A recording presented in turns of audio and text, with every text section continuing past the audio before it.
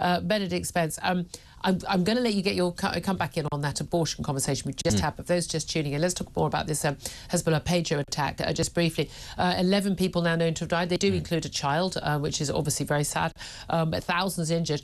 And not people standing by, thousands of people who had these pagers. 1 in 30 of Hezbollah fighters or leaders or commanders have actually been injured and some killed as a result of this page attack, which is thought to have been either an explosive device put into these pagers, issued only the last few days to those Hezbollah members, basically because they were worried about GPS tracking of mobile phones, so they thought this would make them safer, or whether or not it was a lithium battery that was made to heat up as a result of a particular signal sent. But either way, within about a space of an hour, thousands of these pagers went off, exploded, people were injured, hospitals were inundated in Lebanon with casualties, and as we say, 11 now known to have died and many others injured. Mossad of Israel, they've not, no, as always, they don't admit this, but this is a very audacious attack. What are the repercussions of that for the Middle East, for Israel, for Hezbollah, and indeed for us? I mean, the repercussions for Hezbollah in the short term is they are going to be terrified that absolutely any aspect, no matter how rudimentary, of their supply chains, of their information systems, or of their weapon systems, can be intercepted and tampered with by Israeli security forces. That's going to be the immediate thing. It's going to put a lot of people out of action, because actually you don't need to kill people to make sure that they don't fight in the event of a war. Actually, all of these people, most of these people, are going to think twice about whether or not they want to, and a lot of them won't be able to. And again, an injury down below. There was, ironically, one man who was injured, his pager injured his nether regions. He was literally in a market buying plums. I was going to say. You've got to see the funny side, people. You've got to see the funny side. You have, and on the plus side, Lebanon's going to have likely to, the pager goes off. It would look like the pager went off. Most people got messages, and then so they were holding the pager, and people's hands being injured. Of course, as you say, takes them out of action. It does. Although it does mean Lebanon's going to have a really good Paralympic team in 4 years' time. Although there will be awkward questions at US border security as to how it was that they became injured. But anyway, that's not the point. Although that is perhaps one offside. But for the rest of the region, people are going to be upset about this. But I'm sorry, they're terrorists. These people want to kill people. If you were in the room with them right now, they would try to kill you as the infidel. Trust me. These are not good people. This is not a bad thing. These people are being taken out of action. Again, for the rest of the region, it means all the other sort of organisations are going to have to go through the same process now as Hezbollah. They're going to be asking questions about who they source things from, what it is that they perhaps going to have to go back and check has been affected or hasn't been tapped. So it's not just Hezbollah, it's the Houthis, probably not Hamas at this point. I doubt they're getting a lot of equipment, but all of the proxy groups that Iran backs and funds, because we don't necessarily know where these pages came from. Did they perhaps come partly from an organisation linked to Iran? That's where a lot of organisations like Hezbollah get their stuff from. And of course, the Iranians already know that they have been penetrated by Israeli security forces at pretty much all levels of government. Because so many of their senior figures have been assassinated by scientists, politicians. Israel is able, and this is perhaps another key thing when people talk about Israel being ideologically hell-bent on superiority or whatever. You don't tend to get it going the other way. Israel is able to compromise lots of organisations around the regions. Why? Because people are unhappy. They're dissatisfied with the way that the Iranian government runs itself, or the way that the Lebanese or the Syrian or whoever it is. People are really upset at how things are going. It doesn't happen the other way. It's really hard to penetrate Israeli security services or anything like that. You have to just hope you get lucky, like on October the 7th, to cause damage, because normally they're very good, they're very tight, whereas all these other organisations, there are leaks to be found in pretty much all of them. And I can tell you this, if Israel has done this, most other Western governments will have been able to get intelligence on a lot of these things as well, which also has really, given that Iran also has links now to Russia, that's going to have real connotations there. But this is the key thing. They were able to know exactly where all of these 3,000 people were. Men. They're not actually men. I mean, funnily enough, though, they're not so big on the diversity thing in Hezbollah. Equal opportunity. Funny that. There we are. What I love, the thing about this is, it's a whole bunch of men. There's videos of loads of men being injured. Because if this was Hamas, they'd be claiming it was just killing women and children. And the BBC would be reporting that. That's that thing. BBC still referring to Hezbollah, a prescribed terrorist organisation. Yes, by US and the UK as an armed group. I mean, there is just no end to their the absolutely inappropriateness. I'm just going to go, that's the nicest word I can say, the BBC reporting. Let's talk about the new border chief, Martin Hewitt. We're going to be hearing a lot about him. New border czar, commander of basically of the forces to try and stop the Channel migrants. He's been appointed 2 months plus after, of course, and he's actually not already in the job, we understand. He's got another week to go, I think, before he starts it properly, in the job of basically tackling the gangs.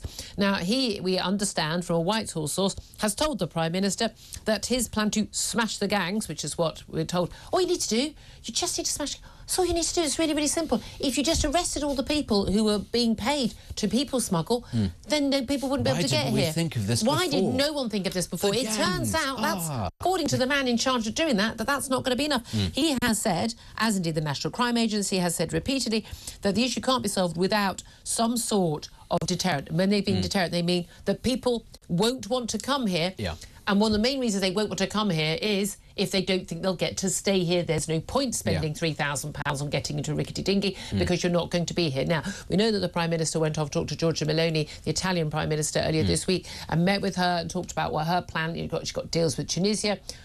All the stuff, by the way, that people like the Reform UK Party have been calling for, and right-wing Tories, like pushing back the boats, doing a deal. Yep, sorry, going to leave you in a hellhole like Tunisia. Tunisia and Libya, places like that are not good places for a lot of these people to be in, the detention centres they're put in. But also doing a deal with Albania to outsource the processing. All of this stuff, most Labour ministers, most Labour MPs and activists will be horrified by. Do you think there is any will and any likelihood that Keir Starmer will achieve any of this? I think Starmer is trying to do something quite clever, because actually the reason why he's gone to Italy to talk to Giorgia Meloni is because ultimately a lot of the gangs are Italian or Albanian. And that is why it's partly quite ironic that there has been a deal done with Albania to do a lot of the processing there, because you can bet your life there is going to be a lot of crossover there between the people who are actually doing the smuggling and the people who are then doing the processing. Albania obviously wants an into the European Union. That's why it's going to Giorgia Meloni, because it thinks that it can get good terms. I do not want Albania to join the European Union. You shouldn't. Get more access to other nation states. No, you shouldn't. The largest number of foreign criminals in our jails are from Albania by a long way. Yeah, because they run the cocaine trade into Europe, which used to be the preserve of the Italian mafia, which was then outsourced to them, and that is why you have this very cosy little triangle going on. And of course, there used to be the smuggling routes from Libya, which Berlusconi stopped when he did his deal with Gaddafi. So that's why we're in Rome, not because we're cozying up to fascists in pantsuits, whatever. This is why. There is a tangible reason why these are the places that you have to go to. However, as any Italian politician would tell you, it's rather expensive and time-consuming and quite dangerous if you want to smash organised crime. There is a reason that it's still happening decades after the Italian government set what would be today tens of billions and it's brought down to prevent government after government, and indeed helped bring down the Tory government. We just had one of the things I find extraordinary. Radio 4, Amal Rajan has done an interview with Sir John Major, the former Tory Prime Minister. A rare interview. God, he's witching on about Brexit. I was listening to something. Why? I mean, apparently it's like 45 minutes. Why anyone would listen to 45 minutes of John Major? I mean, 45 seconds is enough. How would Edwina Curry cope with that? I do not know. I mean, I mean, you took one for the team, is all I can say. You took one for the team. Or took quite a few for the team, apparently, according to your book. But anyway, there we are. Just moving on. But John Major, who was one of the worst prime ministers we've ever had, he was just talking about Brexit, how awful Brexit was, and how of course we can smash it, of course we can deal with the issue of Channel migrants. And one of the things he said, we just need to, why don't we just buy up, was it just stop all the importation of all these dinghies from China, as if that would solve it.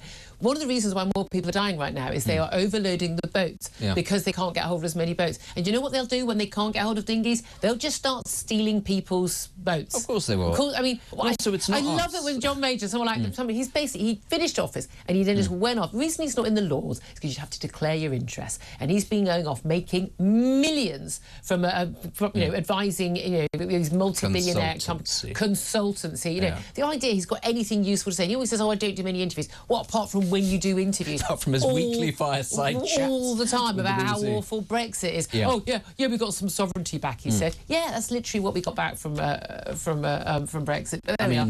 Thanks for your help, Sir John. This whole thing about banning the importation of dinghies, as if it's beyond the wits of criminal smugglers to get illegal things into. They'll build their own factories. I mean, this is the irony. It's not us that's importing these dinghies. overseas. It's European countries, and even if you don't get them to France, you can get them to Germany. Why? Because it has special dispensations to trade with China, because it's offshored a lot of its industry there, which is partly also why its economy is collapsing. So that's Europe. That's not us. But honestly, as a general rule, be on the different side of the debate from John Major, and you're normally on the right hand side. But I want to hear from you. Do get in touch, whether it's about Hezbollah and those pager attacks, wider implications, but also Britain's new border chief warning Keir Starmer that his plan to smash the gangs will not be enough to halt channel migrants. I know, surprise! What's your reaction? Give us a call on 0344 499 1000. You can text 87222. You can also get in touch on X at Talk TV. I have to say this bit. Calls are charged at the national rate. Text costs one standard network rate. Message, of course, messages on our YouTube page are free. Now, I said to Benedict, you could come back in on the abortion issue. We spoke to